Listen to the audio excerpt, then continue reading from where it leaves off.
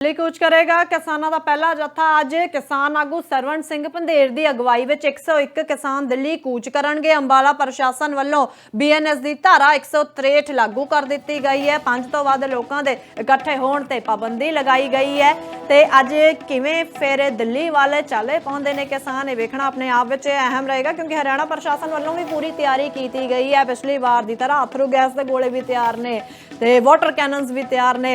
ਤੇ ਅੱਜ ਦਿੱਲੀ ਕੂਚ ਕਿਸਾਨਾਂ ਦਾ ਪਹਿਲਾ ਜੱਥਾ ਕਰਨ ਜਾ ਰਿਹਾ। 101 ਕਿਸਾਨਾਂ ਦਾ ਜੱਥਾ ਦਿੱਲੀ ਕੂਚ ਕਰੇਗਾ। ਦੁਪਹਿਰ 1 ਵਜੇ ਦਾ ਸਮਾਂ ਹੈ ਜਦੋਂ ਦਿੱਲੀ ਕੂਚ ਕੀਤਾ ਜਾਵੇਗਾ। ਤਾਂ ਇੱਕ ਪਾਸੇ ਖਨੌਰੀ ਬਾਰਡਰ ਤੇ ਮਰਨਵਰਤ ਤੇ ਜਗਜੀਤ ਸਿੰਘ ਡੱਲੇਵਾਲ ਬੈਠੇ ਹੋਏ ਨੇ, ਦੂਜੇ ਪਾਸੇ ਅੱਜ ਕਿਸਾਨ ਦਿੱਲੀ ਕੂਚ ਕਰਨ ਜਾ ਰਹੇ ਨੇ। ਪਹਿਲਾਂ ਤੋਂ ਹੀ ਐਲਾਨ ਕਰ ਦਿੱਤਾ ਗਿਆ ਸੀ। ਤਾਂ ਕਿਸਾਨ ਆਗੂ ਸਰਵਣ ਸਿੰਘ ਪੰਧੇਰ ਦੀ ਅਗਵਾਈ ਵਿੱਚ 101 ਕਿਸਾਨ ਅੱਜ ਦਿੱਲੀ ਕੂਚ ਕਰਨਗੇ। ਪੈਦਲ ਇਹ ਜੋ ਕਿਸਾਨ ਹੈ ਦਿੱਲੀ ਜਾਣਗੇ, ਕਿਉਂਕਿ ਇੱਕ ਕੰਡੀਸ਼ਨ ਰੱਖੀ ਗਈ ਕਿ ट्रैक्टर ट्राली लैके नहीं आना, ट्रेन बसा में आ सकते हैं, पर किसानों ने इत्थे कदम चुकिया है, वो पैदल जाएंगे। जाने नहीं देते, वो बर्ताव गलत कर रही है। बातचीत का प्रस्ताव आया है कि आप लोगों के लिए? नहीं जी, सरकार ने बातचीत का कोई वार्तालाप नहीं भेजा। अगर वार्तालाप करनी होती तो बहुत 10 दिनों से पहले ऐलान किया हुआ है हमारा। 10 दिन दिए सरकार को भी गलबात से हम कभी नहीं भागेंगे, गलबात जारी रखेंगे हम नहीं कभी। पर केंद्र सरकार, बीजेपी सरकार, उसके मंत्री मोदी साहब हमारे किसानों के साथ वितकरेबाजी कर रहे हैं। वो हमारे साथ गलबात नहीं करना चाहते। वो हमारे खेती बाड़ी सेक्टर को कारपोरेट सेक्टर में तब्दील करना चाहते हैं, इसीलिए हमारे साथ बात नहीं करना चाहते।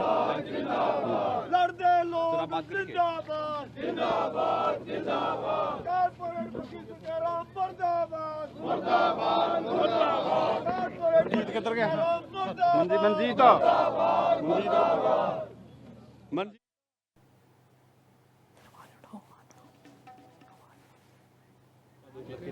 ठीक है,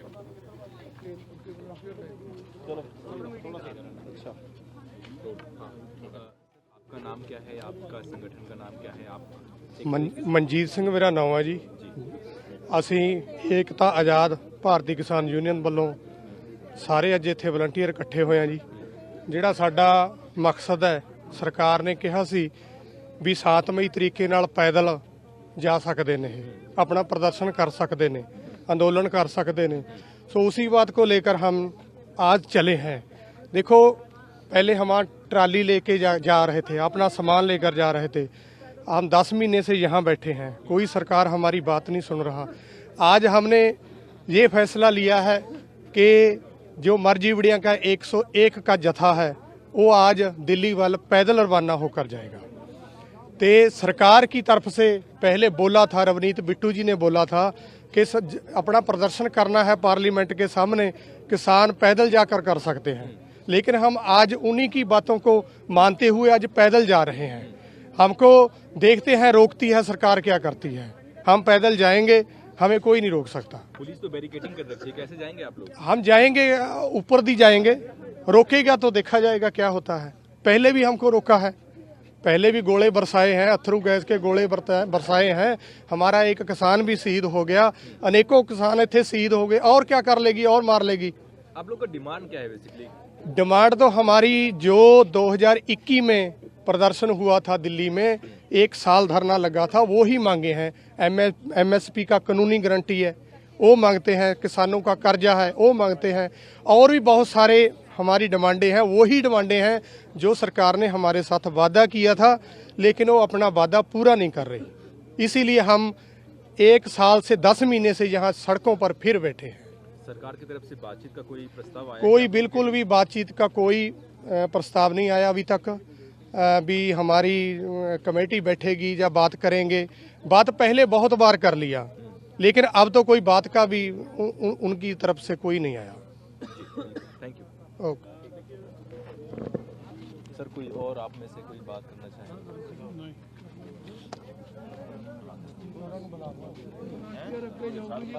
बोलोगे आप?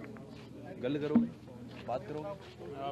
ने ਤਾਂ ਇੱਥੇ ਦੱਸ ਦਈਏ ਕਿ ਜੋ ਤਿਆਰੀਆਂ ਕੀਤੀਆਂ ਹੋਈਆਂ ਨੇ, ਕਿਸਾਨ ਵੀ ਇੱਥੇ ਤਿਆਰ ਨੇ ਪੂਰੀ ਤਰੀਕੇ। ਹਰਿਆਣਾ ਪ੍ਰਸ਼ਾਸਨ ਵੱਲੋਂ ਵੀ ਤਿਆਰੀਆਂ ਕੀਤੀਆਂ ਗਈਆਂ ਨੇ। ਪਹਿਲਾਂ ਦੀ ਤਰ੍ਹਾਂ ਅਥਰੂ ਗੈਸ ਦੇ ਗੋਲੇ ਵੀ ਤਿਆਰ ਨੇ, ਵਾਟਰ ਕੈਨਨ ਵੀ ਤਿਆਰ ਨੇ। ਪਰ ਕਿਸਾਨ ਕਿਵੇਂ ਅੱਗੇ ਕੂਚ ਕਰਨਗੇ ਇਹ ਵੀ ਵੇਖਣਾ ਅੱਜ ਅਹਿਮ ਰਹਿਣ ਵਾਲਾ। 101 ਕਿਸਾਨਾਂ ਦਾ ਜੱਥਾ ਅੱਜ ਅੱਗੇ ਜਾਏਗਾ ਤੇ ਹਰਿਆਣਾ ਦੇ ਵਿੱਚ ਅੰਬਾਲਾ ਦੇ ਵਿੱਚ ਖਾਸ ਤੌਰ ਤੇ ਕਿਉਂਕਿ ਉੱਥੋਂ ਐਂਟਰੀ ਹੋਣੀ ਹੈ ਤਾਂ ਬੀਐਨਐਸ ਦੀ ਧਾਰਾ 163 ਲਗਾਈ ਗਈ ਹੈ।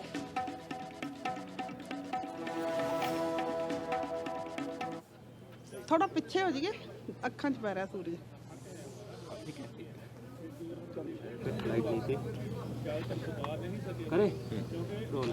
आपका नाम क्या है और आपके संगठन का नाम क्या है? आज 101 किसानों का जत्था पैदल मार्च कर रहा है दिल्ली की तरफ, क्या कुछ कहना चाहेंगे उस पर? मेरा नाम सुखविंदर कौर है और मैं भारतीय किसान यूनियन क्रांतिकारी की स्टेट की जनरल सेक्रेटरी हूँ।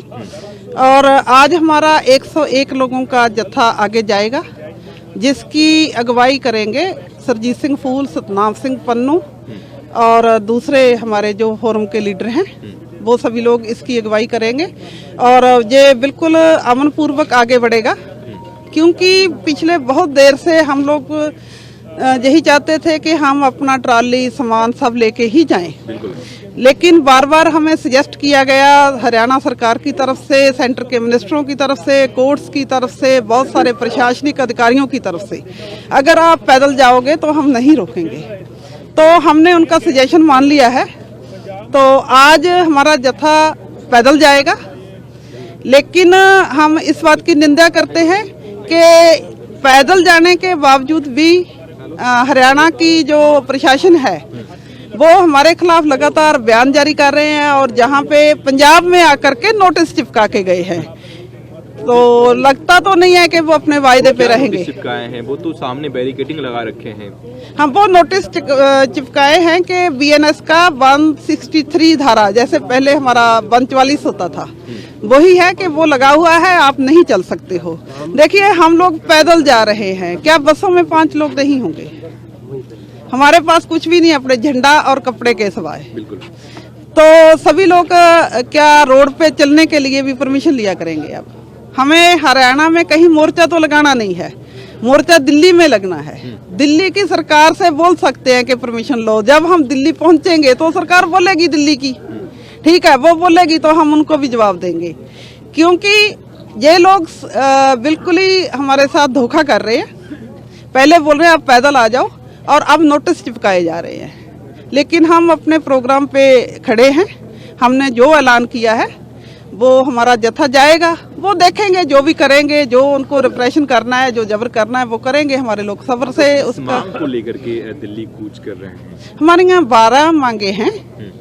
तो उसमें सबसे प्रमुख है एमएसपी का गारंटी कानून 23 फसलों पे, क्योंकि अभी भी एमएसपी अनाउंस किया जाता है लेकिन एमएसपी मिलता नहीं है। जैसे इस बार धान का फसल हुआ है तो हमारे 20-20, 10-10% तक लोगों ने उसमें कटौती दी है। उसको कभी मतलब ये 126 एक किस्म है धान की, वो शॉर्ट टर्म की है, थोड़ा समय में पक जाती है। तो पंजाब सरकार ने बोला था कि हम पूरा उठाएंगे तो अब ये बीज के पानी का बचत होगा। तो बड़े स्तर पर किसानों ने उनकी बात को मानना, बीजा, लेकिन पूरा 1 महीना लेट मंडीकरण शुरू हुआ और हमने धरना प्रदर्शन कर करके एक किसान का वो धान उठवाया है। अच्छा, जहां पर भी हम नहीं पहुंच सके, कोई ऑर्गेनाइजेशन नहीं पहुंच सके, कोई आदमी ज़्यादा देर तक मंडी में बैठ के वेट नहीं कर सका, तो बड़े स्तर पे उनकी लूट की गई है। आप लोग करीब 10 महीने से धरने पे बैठे हैं, सरकार की तरफ से कोई बातचीत का प्रस्ताव आया है? अगर आता है तो क्या आप लोग बातचीत करेंगे? हम हमेशा से बातचीत करने के लिए तैयार हैं, लेकिन कोई प्रस्ताव अभी तक नहीं आया है। हमने हमेशा से ही बोला है कि जब भी सरकार बुलाएगी हम जाएंगे। हमें तो कोई पुलिस अधिकारी बुलाता है हम जाते हैं। अंबाला के एसपी ने बुलाया, हम तब भी गए हैं। वो कोई हमारी तरफ से कोई दिक्कत नहीं है। ये जो पूरा नैरेटिव चलाया जा रहा है, किसानों ने सड़क रोक ली, किसानों ने रास्ते बंद कर रखे हैं, तो आज पूरी तरीके से ये बात क्लियर हो जाएगी कि किसानों ने सभी चीजें आपकी मान ली हैं। ट्राली जहां छोड़ दी है और केवल अपना झंडा लेके पैदल जा रहे हैं, बस पे भी नहीं जा रहे, कार पे भी नहीं जा रहे, तब भी आप देखेंगे कि वो जाने देते हैं या नहीं। कुछ सरकार से आग्रह करना चाहें, कुछ अपील करना चाहें आप? हम यही चाहते हैं कि किसानों का आबादी 50% से ज़्यादा है। हमारी पॉपुलेशन का 50% से ज़्यादा सीधा सीधा खेती से रोटी खाता है और बजट रहता है 3%। तो 3% बजट से आप 57% पॉपुलेशन को कैसे जिंदा रखोगे? यही कारण है कि किसान खुदकुशी कर रहे हैं। हम यही कहना चाहते हैं कि इस बजट को बढ़ाइए, किसानों को सपोर्ट दीजिए। उनकी जो, हम कोई भीख नहीं मांग रहे हैं, हम जो फसल पैदा करते हैं हम उसका पूरा मोल मांग रहे हैं और उसकी गारंटी मांग रहे हैं। और जो कर्जा चढ़ा है ग्रीन रेवोल्यूशन की वजह से चढ़ा है, ग्रीन रेवोल्यूशन की जो पॉलिसीज थी, पूरा जो एरिया है ग्रीन रेवोल्यूशन का, उसको कर्ज में डुबो के रख दिया है। तो वो कर्ज सारा सरकार की गलत पॉलिसी के कारण चढ़ा है, क्योंकि हम लोगों ने इतना अनाज पैदा किया। हम 1.5% हमारा एरिया है पंजाब का, और हम पूरे भारत के लोगों के लिए अनाज पैदा किया है। तो फिर हमारा गलती कहाँ है? हमने पैदा करने में कोई कसर बाकी नहीं रखी। लेकिन फिर भी अभी पंजाब का जो एवरेज लोन है, भारत का मतलब मुल्क का लोन है करीब 1 लाख औसतन पर किसान, और पंजाब का 3 लाख से ऊपर है।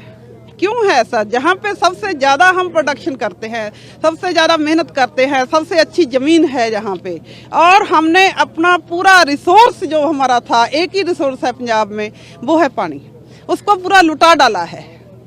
तब भी हम लोग खुदकुशी कर रहे हैं। तो हमारे पास कोई रास्ता नहीं है, इसलिए हम 10 महीने से जहाँ बैठे हैं और सरकार से यही बोल रहे हैं कि जब रिवर्स माइग्रेशन हो रहा है, गांव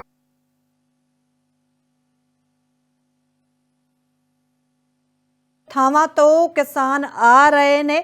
ਪੰਜਾਬ ਦੇ ਵੱਖ-ਵੱਖ ਹਿੱਸਿਆਂ ਤੋਂ ਕਿਸਾਨ ਆਗੂ ਪਹੁੰਚ ਰਹੇ ਨੇ ਤੇ ਇਕੱਠੇ ਕੂਚ ਕਰਨਗੇ। 101 ਕਿਸਾਨਾਂ ਦਾ ਜੱਥਾ ਅੱਜ ਦਿੱਲੀ ਕੂਚ ਕਰੇਗਾ। ਮਹਿਲਾ ਕਿਸਾਨ ਆਗੂ ਵੀ ਵੱਡੀ ਗਿਣਤੀ ਦੇ ਵਿੱਚ ਪਹੁੰਚ ਰਹੇ ਨੇ।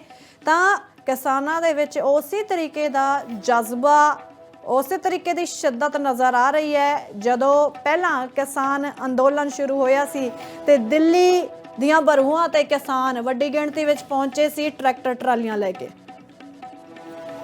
बहुत उत्साह है। जत्थेबंधक साथी जो है रात से 2-3 बजे तक आते रहे इधर, तो बहुत उत्साह है। खाना तैयारी कर रहे हैं, जैसे देखिए सब्जी है, पीछे बाहर बंदे काट रहे हैं। जो हमारी बहनें आई हैं वो आटा गूंद के प्रसादा बनाने की तैयारी कर रही हैं। चाहे 3-4 पतीले बड़े बना लिए हैं, संगत इतनी है कि वो पूरे नहीं पड़ रहे, फिर भी लगातार भट्ठियां जो वो चल रही है। बाहर दाल प्रसादे की व्यवस्था हो रही है, अंदर चाय चल रही है। बिल्कुल जी, जो हमारा जत्था है वो भी स्नान करके बिल्कुल तैयार हो गए हैं। उनका जो खाना खिला के उधर 9:30-10 बजे, तो उनकी बिल्कुल अरदास करके प्रसाद बनाकर इधर, और उनकी तैयारी जो है बड़े जोर शोर से उत्साह से जो वो की जा रही है। तो में बहुत उत्साह है। जत्थेबंधक साथी मैं सविंदर सिंह रूपवाली, किसान मजदूर संघर्ष कमेटी जिला अमृतसर। ਰੂਪਵਾਲੀ ਜੀ, ਕਿਸ ਤਰ੍ਹਾਂ ਦੀ ਤਿਆਰੀਆਂ? ਜੱਥਾ ਹਰਿਆਣੇ ਵੱਲ ਨੂੰ ਮੂਵ ਹੋਣਾ, ਕਿਸ ਤਰ੍ਹਾਂ ਦੀ ਤਿਆਰੀਆਂ ਖਾਣ ਪੀਣ ਦੀਆਂ? ਬਹੁਤ ਵੱਡੀਆਂ ਤਿਆਰੀਆਂ ਜਿਹੜੀਆਂ ਕੱਲ ਦੀਆਂ ਵੀ ਕਰ ਰਹੇ ਆ, ਤੇ ਅੱਜ ਜਿਹੜੀਆਂ ਲੰਗਰ ਦੀਆਂ ਵੱਡੇ ਪੱਧਰ ਤੇ ਤਿਆਰੀਆਂ ਹੋ ਰਹੀਆਂ। ਸਵੇਰ ਤੋਂ ਜਿਹੜਾ 3 ਵਜੇ ਤੋਂ ਲੈ ਕੇ ਜਿਹੜਾ ਆਪਾਂ ਲੰਗਰ ਸ਼ੁਰੂ ਕਰਤਾ ਆ, ਅੰਮ੍ਰਿਤ ਵੇਲੇ ਤੋਂ ਹੀ ਜਿਹੜਾ 3 ਵਜੇ ਲੰਗਰ ਚਾਲੂ ਬਣਾਉਣਾ ਸ਼ੁਰੂ ਕਰਤਾ। ਸਾਡੀਆਂ ਸਬਜ਼ੀਆਂ, ਚੌਲ, ਚਾਵਾਂ, ਔਰ ਉਧਰ ਵੱਡੇ ਪਤੀਲੇ ਜਿਹੜੇ ਆ ਹੋਰ ਤਿਆਰ ਹੋ ਰਹੇ ਆ। ਸੋ ਵੱਡੇ ਪੱਧਰ ਦੀਆਂ ਜਿਹੜੀਆਂ ਲੰਗਰ ਦੀਆਂ ਤਿਆਰੀਆਂ ਕਰ ਰਹੇ ਆ, ਕਿਉਂਕਿ ਸੰਗਤਾਂ ਵੀ ਆ ਰਹੀਆਂ। ਤੇ ਆਪਾਂ ਜਿਹੜੀ ਗਾੜੀ ਅੱਜ ਦਿੱਲੀ ਨੂੰ ਸਾਡੇ ਜੁਝਾਰੂਆਂ ਨੇ ਅੱਜ ਜਿਹੜਾ ਵੀ ਆਪਾਂ ਜਾਣਾ ਆ ਸਰਕਾਰ ਦੇ ਨਾਲ, ਜਿਹੜਾ ਅੱਜ ਜਿਹੜੀਆਂ ਸਾਡੀਆਂ ਮੰਗਾਂ ਆ ਉਹਨੂੰ ਲੈਣ ਵਾਸਤੇ ਸਾਡੇ ਜੁਝਾਰੂ ਜਾ ਰਹੇ ਨੇ। ਸੋ ਆਪਾਂ ਇੱਕ ਰੱਖਿਆ ਵੀ ਇਹ ਸਾਨੂੰ ਸਰਕਾਰ ਇੰਨੇ ਚਿਰ ਤੋਂ 9 ਮਹੀਨੇ ਹੋ ਗਏ ਲਮਕਾ ਕੇ ਰੱਖੀ ਆ, ਇਸ ਨੂੰ ਜਗਾਉਣਾ ਚਾਹੀਦਾ ਵੀ ਸਾਨੂੰ ਇਹ ਸਾਡੀਆਂ ਮੰਗਾਂ ਤੇ ਕਿਉਂ ਨਹੀਂ ਧਿਆਨ ਦੇ ਰਹੀ। ਸੋ ਇਸ ਕਰਕੇ ਸਾਨੂੰ ਅੱਜ ਵੱਡੇ ਪੱਧਰ ਤੇ ਸਾਰੇ ਪੰਜਾਬ ਦੇ ਵਿੱਚੋਂ ਵੱਖ-ਵੱਖ ਜਥੇਬੰਦੀਆਂ ਇੱਥੇ ਇਕੱਠ ਕਰ ਰਹੇ ਆ। ਉਹਨਾਂ ਵਾਸਤੇ ਅਸੀਂ ਲੰਗਰ ਜਿਹੜੀ ਡਿਊਟੀ ਲੱਗੀ ਆ ਉਹਦੀਆਂ ਤਿਆਰੀਆਂ ਕਰ ਰਹੇ ਆ ਜੀ। ਤਾਂ ਦਿੱਲੀ ਕੂਚ ਨੂੰ ਲੈ ਕੇ ਕਿਸਾਨ ਤਿਆਰੀ ਕਰ ਰਹੇ ਨੇ। ਪੰਜਾਬ ਦੇ ਵੱਖੋ-ਵੱਖ ਹਿੱਸਿਆਂ ਤੋਂ ਸ਼ੰਭੂ ਬਾਰਡਰ ਬੀਤੀ ਰਾਤ ਤੋਂ ਹੀ ਕਿਸਾਨ ਪਹੁੰਚ ਰਹੇ ਨੇ। 101 ਕਿਸਾਨਾਂ ਦਾ ਜੱਥਾ ਅੱਜ ਦਿੱਲੀ ਕੂਚ ਕਰੇਗਾ ਤੇ ਇਹ ਜੋ ਪੂਰਾ ਪਿੰਡ ਹੈ ਇਹ ਪੈਦਲ ਤੈਅ ਕੀਤਾ ਜਾਵੇਗਾ, ਕਿਉਂਕਿ ਕੁਝ ਰੈਸਟ੍ਰਿਕਸ਼ਨਸ ਲਗਾਈਆਂ ਗਈਆਂ ਕਿ ਇਸ ਵਾਰ ਟਰੈਕਟਰ ਟਰਾਲੀ ਲੈ ਕੇ ਕਿਸਾਨ ਦਿੱਲੀ ਨਹੀਂ ਜਾ ਸਕਦੇ।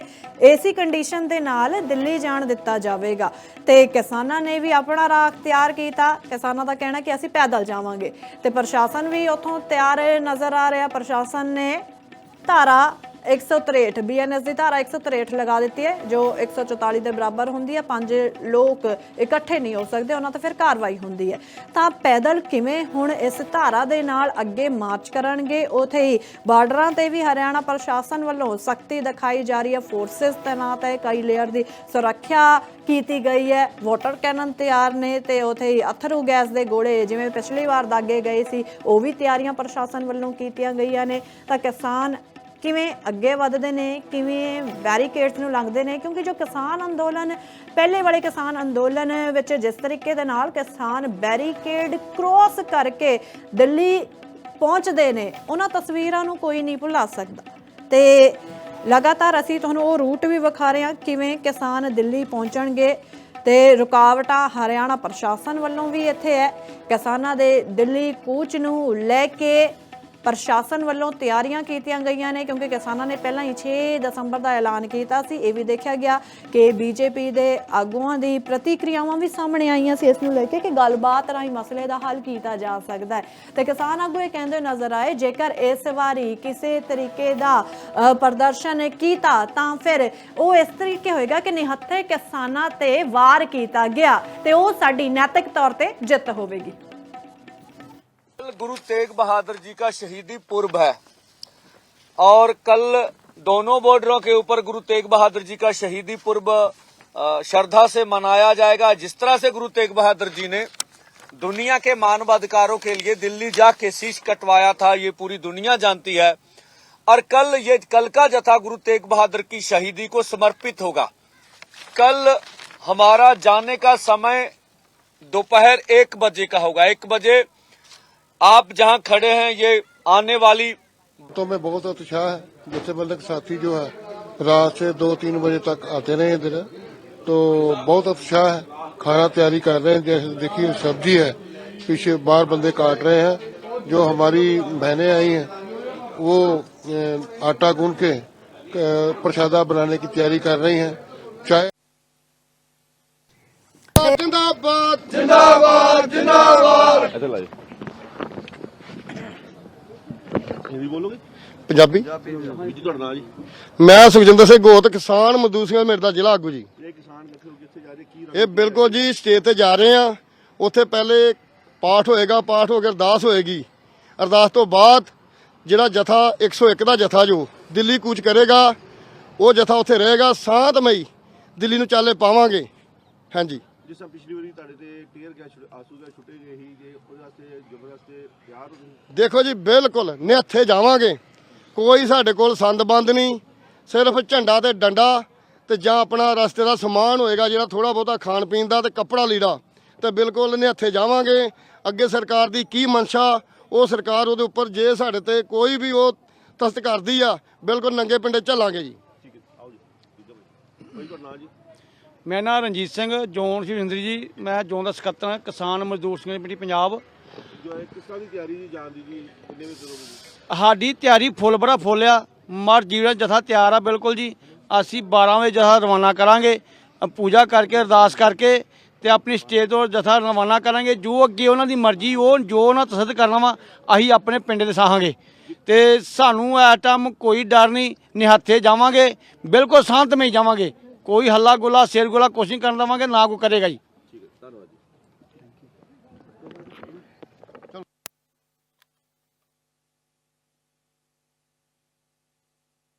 ਹੱਥੇ ਅਸੀਂ ਜਾਵਾਂਗੇ, ਇੱਕ ਝੰਡਾ ਦੂਜਾ ਡੰਡਾ, ਬਸ ਇਹੀ ਹੱਥ ਵਿੱਚ ਹੈ। ਤੇ ਕਿਸੇ ਤਰੀਕੇ ਵੀ ਜੇਕਰ ਜੋ ਪ੍ਰਸ਼ਾਸਨ ਵੱਲੋਂ ਕਾਰਵਾਈ ਕੀਤੀ ਜਾਂਦੀ ਹੈ ਤੇ ਪ੍ਰਸ਼ਾਸਨ ਹੀ ਉਸ ਦੇ ਲਈ ਜ਼ਿੰਮੇਵਾਰ ਹੋਵੇਗਾ, ਕਿਉਂਕਿ ਉਹ ਨੈਤਿਕ ਤੌਰ ਤੇ ਸਾਡੀ ਜਿੱਤ ਹੋਵੇਗੀ। ਨਿਹੱਥੇ ਕਿਸਾਨਾਂ ਤੇ ਜੇ ਕਿਸੇ ਤਰ੍ਹਾਂ ਦਾ ਵੀ ਵਾਰ ਹੁੰਦਾ ਹੈ ਤਾਂ ਵੇਖ ਸਕਦੇ ਹੋ ਕਿ ਵੱਡੀ ਗਿਣਤੀ ਵਿੱਚ ਕਿਸਾਨਾਂ ਦੇ ਜੱਥੇ ਪਹੁੰਚਣੇ ਸ਼ੰਭੂ ਬਾਰਡਰ ਤੋਂ ਸ਼ੁਰੂ ਹੋ ਗਏ ਨੇ ਤੇ ਜਿਨ੍ਹਾਂ 101 ਕਿਸਾਨਾਂ ਨੇ ਜਾਣਾ ਹੈ ਉਹੀ ਸਿਰਫ ਰੁਕਣਗੇ। ਇੱਕ ਵਾਰ ਸੁਣਾਵਾਂਗੇ ਕਿਉਂਕਿ ਕਿਸਾਨਾਂ ਦਾ ਜੋਸ਼ ਆਪਣੇ ਆਪ ਵਿੱਚ ਦੇਖਦਿਆਂ ਹੀ ਬਣਦਾ ਹੈ।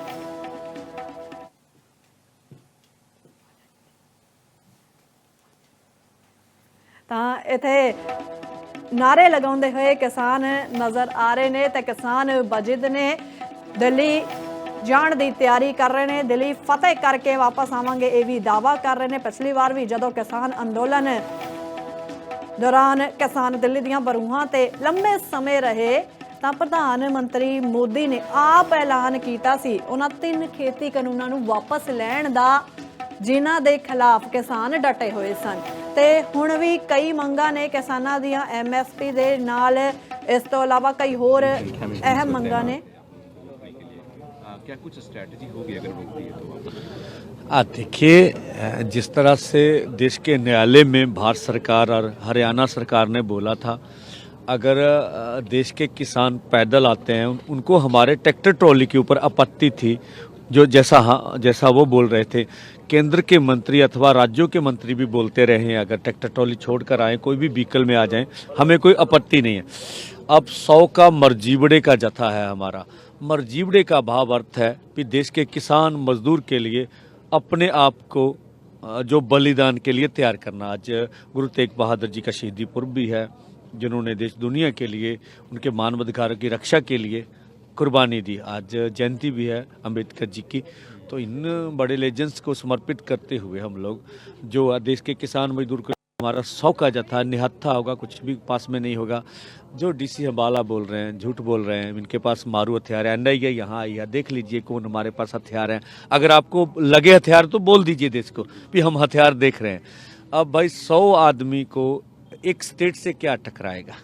हमारी कोई बैरिकेड तोड़ के जाने की भी मंशा नहीं है। हम तो बोल रहे हैं पीसफुली पैदल जरूरी वस्तुएं लेके आगे बढ़ेंगे। और दुनिया की इतनी बड़ी महाशक्ति हमारे ऊपर अगर हंजू गैस मारेगी, रबड़ की गोलियां चलाएगी, तो दुनिया में क्या होगा? ये मोदी जी को हम तो कहते हैं भगवान सद्बुद्धि दे, गृह मंत्री जी को सद्बुद्धि दे। हमारी बात नहीं माननी, कम से कम अपने उपराष्ट्रपति जी की तो बात मान लीजिए। हम वही बोल रहे हैं जो आपने चिट्ठी 2011 में डॉक्टर मनमोहन सिंह जी को लिखी थी, जब कंज्यूमर अफेयर कमेटी के आप चेयरपर्सन थे, भी ये MSP को पक्का करिए। 2018 में आपके मंत्रालय की चिट्ठी हमारे पास है, भी हम C250 के अनुसार कुछ महीनों में आपका काम निपटा देंगे। 2021 में दिसंबर की आपकी चिट्ठी है, भी हम MSP को और व्यापक बनाएंगे। आपकी जब आप विरोधी दल में थे, आपकी वीडियो है हमारे पास भी, पहला काम हमारे मंत्रिमंडल का किसान मजदूर की कर्ज माफ़ी होगी। आपकी कमिटमेंट्स ही हम मांग रहे हैं, तो हमें आशा है कि सरकार हमें जाने देगी और पीसफुली प्रदर्शन करने देगी। जितना हमारे जत्थे का संयम होगा, जितनी हमारी स्ट्रेंथ होगी, वो सरकार का प्रहार सहेगा। 1 बजे मालूम होगा, नहीं तो अन्यथा वापस आ जाएगा। क्या कैपेबिलिटी होती नहीं होती ये समय बताएगा।